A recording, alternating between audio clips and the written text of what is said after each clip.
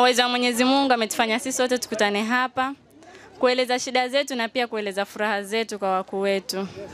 Mnatuongoza vizuri katika Garseni constituency ikiwemo katika kaunti ya Tana River.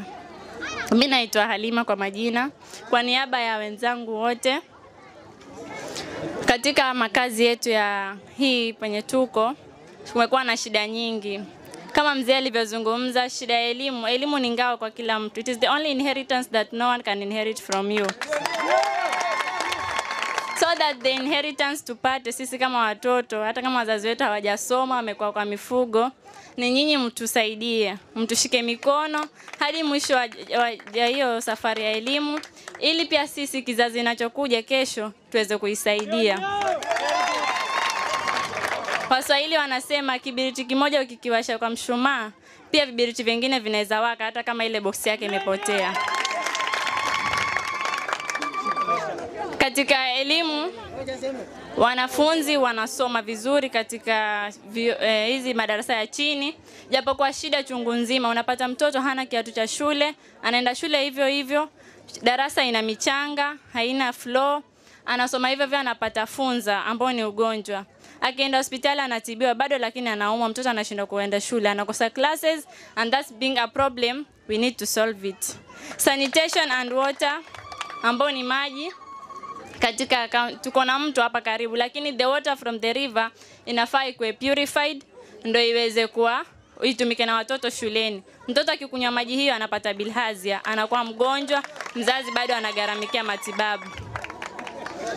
Katika pia wazazi wetu wanafaa wapatiwe support. High school learning is not easy, lakini sasa the support from the bursaries, from the counties and all the leaders, if they support the child to be in school, the child will be able to finish the form 4, pia aende university. Tuko kidogo sana watoto wenye wako university kwa hii area ya huku. Pia stima, mtoto katika shule anafaa asome more hours than staying at home. Sasa stima ikiwa hapo kwa shule, akikuja 6 morning, anaweza soma mpaka 7 before the TSC teacher aje afundishe.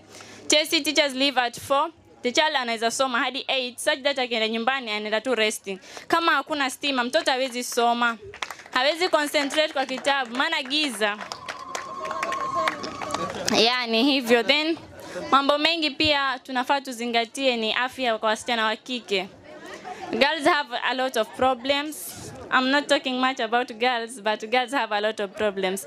If we support them in the sanitation part of it, it will be more. Then enrollment of the girl learning inafaa ishikuliwe serious.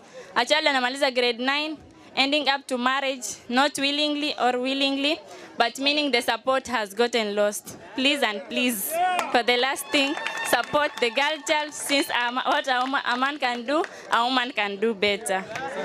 Bye. Unajua huyu amemaliza kila kitu. Hata kama kuna speech tuache hata ingeishia hapo. Lakini namzalisha Abdullahi kutoka